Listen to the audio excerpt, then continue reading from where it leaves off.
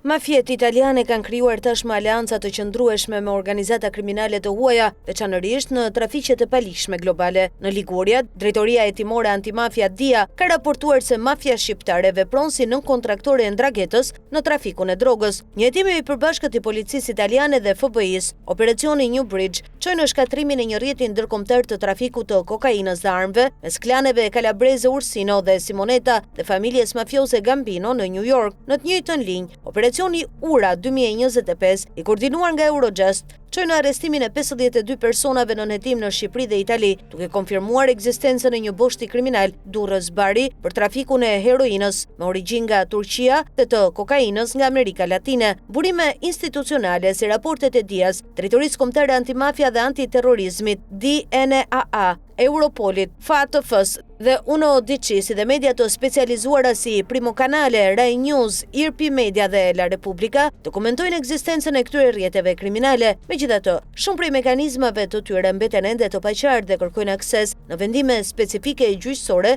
dhe në të dhëna konfidenciale. Në tërësi, provat zyrtare konfirmojnë se një pjesë e madhe e kriminalitetit i atribuohet organizatave mafioze italiane dhe atyre transnacionale. Gjatë dekadave të fundit, mafiat italiane janë ndërkombëtarizuar në mënyrë progresive, që në vitet 80 dhe 90, Ndragheta u konsolidua si një nga organizatat kryesore të trafikut ndërkombëtar të drogës, duke bashkëpunuar me ndërmjetës si Roberto Panunzi në Amerikën Latine. Lidhjet tradicionale mes Cosa Nostra dhe mafias amerikane u zëvendësuan gradualisht nga aleanca të reja. Operacioni New Bridge, i zhvilluar në vitin 2014, tregoi se klanet Calabrese, Ursino dhe Simonetta, së bashku me familjen mafioze Gambino në SBA, kishin ngritur një ur për trafikun e kokainës dhe armëve. Raportet e DIA-s dhe DNA konfirmojnë se të gjitha organizatat mafioze italiane veprojnë prej kohësh edhe jashtë Italisë, duke ndërtuar marrëdhënie të ndryshme me grupe kriminale të huaja. Sipas burimeve zyrtare, mafia shqiptare ka marrë nën kontraktim të një pjesë të trafikut të drogës të kontrolluar nga Ndragheta, veçanërisht në Liguria, ndërsa studime ndërkombëtare konsiderojnë Ndraghetën si aleaten kryesore evropiane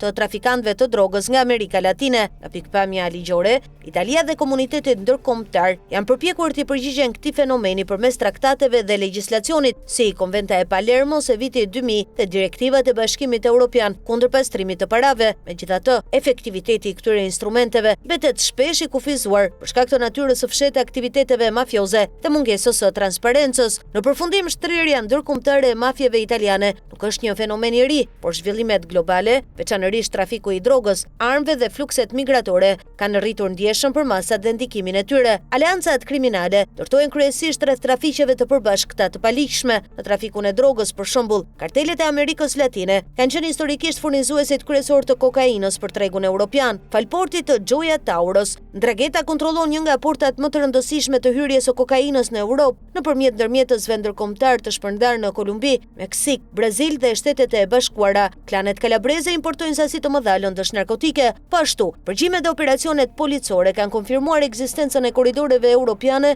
të trafikut të kokainës që ndjekin itinerarin Amerikë Latine, Europë Veriore, Itali, me një ndarje të qartë të roleve. Grupet mafioze shqiptare merren me shpërndarjen dhe organizimin e korrierëve në Ballkan dhe Europën Veriore, ndërsa klanet Pugliese dhe Calabrese kujdesen për përzierjen, paketimin dhe shpërndarjen e drogës në territorin italian. Hetimet e fundit kanë rindërtuar për shembull një dërgesë prej 500 kg kokainë që mbërriti nga Ekuadori, pasi ishte parapaguar me $500.000 nga Shqipëria me destinacion përfundimtar Barin. Edhe në trafikun e armëve, organizatat mafioze të huaja, veçanërisht ato nga Ballkani dhe Turqia, luajnë shpesh rolin e furnizuesit. Operacioni New Bridge zbuloi se rrjeti kriminal Calabrese jo vetëm importonte drogë nga Amerika Latine, por edhe armë, duke shfrytzuar lidhjet me trafikantët ndërkombëtar. Hetimet italiane përmendin gjithashtu armë të lehta që mbërrin nga Europa lindore përmes korridoreve ballkanike dhe në disa raste përmes Turqisë dhe rajonit të Levantit. Një tjetër fushë ku bashkëpunojnë organizatat kriminale është trafiku i qenieve njerëzore. Kriminaliteti nigerian, i cili është forcuar në tregun evropian, organizon rrjete prostitucioni dhe shfrytëzim të punës, duke përfshirë emigrant afrikan. Sipas analizave kriminologjike, grupet nigeriane kanë krijuar aleanca me të gjitha mafjet lokale, përfshirë Ndraghetën, Camorrën, Cosa Nostrën dhe grupet kriminale pugliese.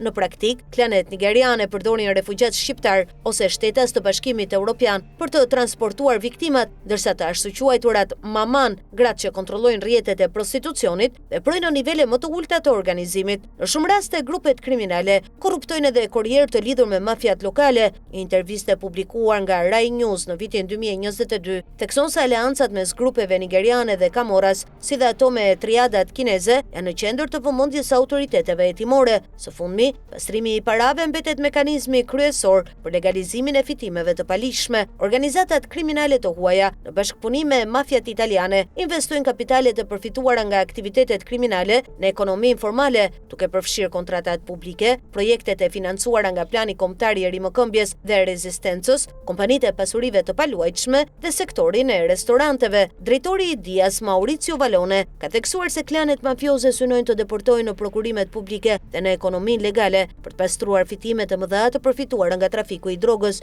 Edhe task forca për veprim financiar përen se në Itali infiltrimi kriminal në biznes është një praktike përhapur, duke nënvizuar mangësitë në transparencën e pronësisë përfituese të kompanive. Në përmbledhje, fitimet e palishme qarkullojnë përmes zinxhirëve financiar global, nga paratë në dorë te kriptovalutat dhe sistemet ndërkombëtare financiare për t'u pastruar nëpërmjet kompanive, kooperativave dhe tregjeve të lishme, duke shtrirë ndikimin ekonomik të krimit organizuar në shkallë botërore. Drejtimet më të rëndësishme spikat operacioni New Bridge 2014, gjatë të cilit policia italiane dhe FBI ekzekutuan 24 masa ndalimi, 7 prej tyre në New York kundër bosëve të mafias kalabreze dhe asaj italo-amerikane. Hetimi zbuloi një rrjet ndërkombëtar të trafikut të kokainës dhe armëve mes ndraketës përmes klaneve Ursino dhe Simonetta dhe familjes mafioze Gambino në New York. Sipas një artikulli të La Repubblica, klanet kalabreze kishin të rriqur vëmendjen e mafias amerikane deri në atë pikë sa të zbehej hegemonia e Cosa Nostra siciliane, duke shfrytzuar portin e Gioia Tauros si pikë strategjike hyrëse për kokainën.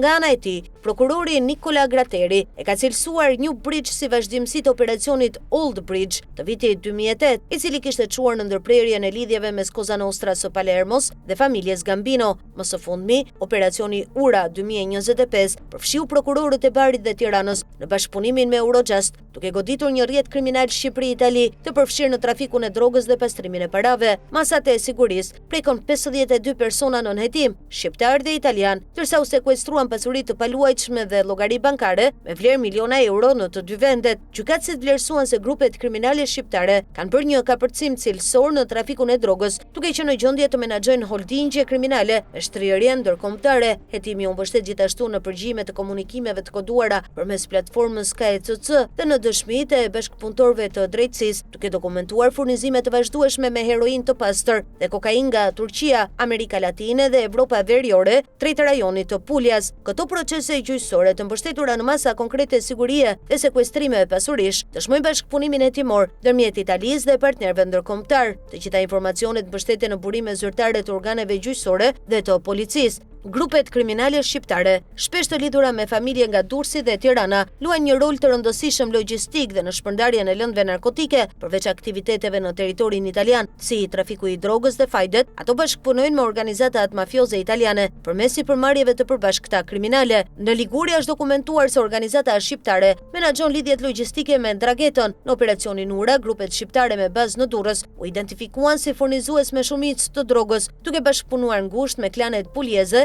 për përpunimin dhe shpërndarjen në Itali. Dhe personat e arrestuar në Shqipëri kishte edhe përfaqësues të forcave të rendit, çka sipas hetimit dëshmon lidhjet e gjera të rrjetit kriminal. Vëllazërit kriminale nigeriane si Black Axe dhe Vikings kontrollojnë tashmë segmente të trafikut të qenieve njerëzore, drogës dhe lypjes së organizuar në Europë. Një investigim i Rai News thekson se grupet kriminale nigeriane kanë krijuar aleanca me të gjitha mafiat lokale, përfshirë Ndragetën, Camorran, Cosa Nostra dhe mafien puljeze. Këto aleanca realizohen në forma të ndryshme bashkëpunimi. Në Napoli, autoritetet kanë arrestuar gra nigeriane të shfrytzuara në prostitucion nga klane lokale, ndërsa në Torino janë identifikuar rrjete të lidhura me brezin e dytë të emigrantëve afrikan dhe mafia nigeriane. Rrjetet kriminale nigeriane karakterizohen gjithashtu nga përdorimi i ritualeve voodoo për të garantuar besnikërinë e anëtarëve, ndërsa shumë bashkëpunëtorë të drejtësisë kanë deklaruar se struktura e tyre organizative ngjan me ato të mafjeve tradicionale italiane. Të ashtu quajtura triada kineze, si organizata 14K dhe Washingwo,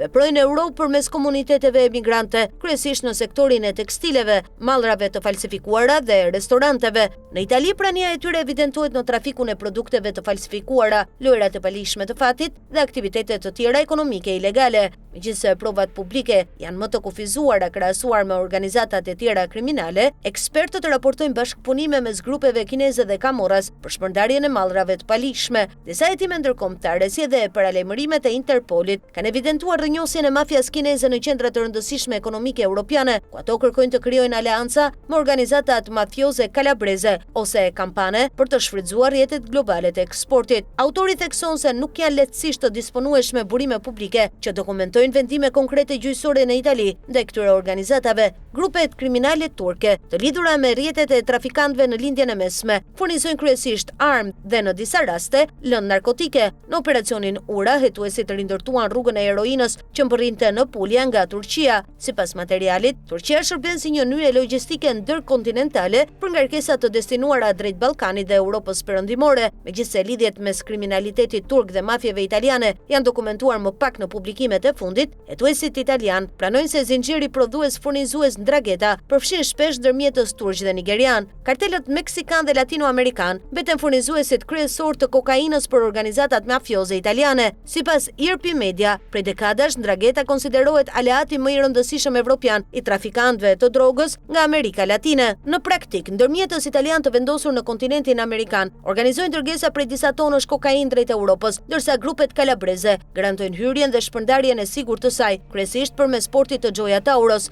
Një rast simbolik është ai i trafikantëve nga Kili dhe Kolumbia, të cilët sipas hetimeve ndërkombëtare organizojnë dërgesa të mëdha detare drejt Italisë. Materiali përmend gjithashtu se kartelët meksikanës si Sinaloa dhe Jalisco kanë zgjeruar praninë e tyre në Europë. Sipas hetimeve të operacionit New Bridge, palidhjeve mes mafias italiane dhe asaj italo-amerikane, në Itali mbërrin jo vetëm ngarkesa me kokainë, por edhe armë të trafikuara nga Amerika Latine. Aleanca transnacionale mes organizatave mafioze kanë një ndikim të madh ekonomik, si për shkak të përmasave të aktivitetit kriminal, ashtu edhe për shkak të depërtimit të tyre në ekonominë e lishme. Sipas drejtorisë hetimore antimafia DIA, vlera e pasurive të sekuestruara dhe të konfiskuara nga organizatat mafioze arrin në 10 miliona euro çdo 6 muaj. Vetëm në gjysmën e dytë të vitit 2022 u sekuestruan pasuri me vlerë 31 milion euro, ndërsa u konfiskuan 181.4 milion euro, shifra që konsiderohen ndër më të lartat në historinë e Italisë. Një pjesë e konsiderueshme e këtyre pasurive lidhet me trafikun ndërkombëtar të kokainës dhe armëve, të organizuar në bashkëpunim me grupe kriminale të huaja. Pasojat ndjehen edhe në ekonominë ligjore. Hetimet kanë zbuluar se organizatat mafioze përdorin sektorin e ndërtimit, tregun e pasurive të paluajtshme dhe industrinë e turizmit për të pastruar kapitalet e përfituara nga aktivitetet kriminale ndërkombëtare. Task Forca për veprimin financiar, FATF, konfirmon se infiltrimi kriminal në kompani është një nga format më të zakonshme të pastrimit të parave në Itali, duke evidentuar njëkohësisht mangësi në transparencën e pronësisë përfituese të shoqërive tregtare, shkruan Listati Gjenerali. Në nivel lokal, kjo përkthehet në rritje të presionit korruptiv mbi administratën publike. Sipas Dias, edhe kontratat publike përfshirë projektet e financuara nga Bashkimi Evropian dhe Plani Kombëtar i Rimëkëmbjes dhe Rezistencës kanë qenë objekti i përpjekjeve për infiltrimin e grupeve mafioze. Edhe pasojat shoqërore janë të konsiderueshme. Materiali thekson se këto rrjete kriminale ndikojnë në rritjen e dhunës, përhapjen e varësisë nga lëndët narkotike dhe thellimin e formave të shfrytëzimit ekonomik. Viktimat më të prekura janë shpesh emigrantët, si gratë nigeriane të shfrytzuara në prostitucion ose punëtorët shqiptar të punësuar në të zezë, të cilët sipas analizës përballen me abuzime në rrjete kriminale ndërkombëtare që janë të vështira për t'u identifikuar dhe goditur. Materiali vëren gjithashtu se disa organizata kriminale të huaja sjellin modele organizimi të bazuara në dhunë, përfshirë rituale tradicionale ose konflikte fisnore, duke rritur nivelin e përgjithshëm të kërcënimit. Analiza arrin në përfundimin se bashkëpunimi mes mafjeve italiane dhe organizative kriminale të huaja në trafiqet e palishme gjeneron fitime shumë të mëdha për krimin e organizuar dhe njëkohësisht zgjeron pasojat negative mbi ekonominë dhe shoqërinë, si në Itali, ashtu edhe në vendet e origjinës së këtyre rrjeteve, një vlerësim që sipas autorit mbështetet nga disa burime institucionale.